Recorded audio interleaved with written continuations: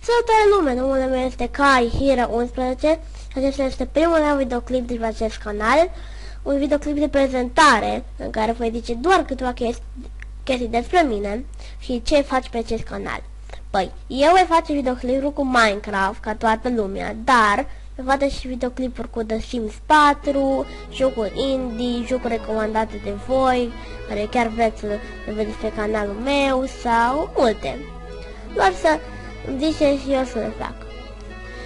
Eu voi face videouri de calitate care nu vor fi cu băruri negre, cu băduitul microfonului și alte porcurii de astea, care, bineînțeles, numai nubii în videoclipuri le au în videoclipurile lor, dar eu o să le fac cât mai calitative, fără bări negre, sunet bun și, calitate HD foarte bună.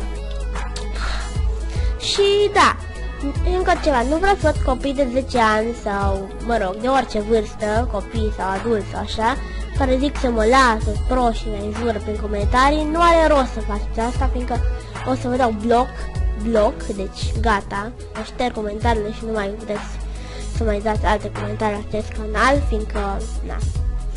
Și, deci nu are rost, măcar să ziceți acolo că mă susțineți, că vreți să vedeți ce mai fac în continuare, să-mi recomandați jocuri și chestii de astea, fiindcă eu m-am uitat la foarte mulți youtuberi care la început, chiar dacă nu au avut cea mai bună calitate ca așa ceva, erau foarte susținuți și foarte mulți subscriberi și de astea, Cu toate acestea fiind zise, eu am fost Kai Hero 11 și acesta a fost primul meu videoclip de prezentare, bineînțeles, și na, ce să mai zic.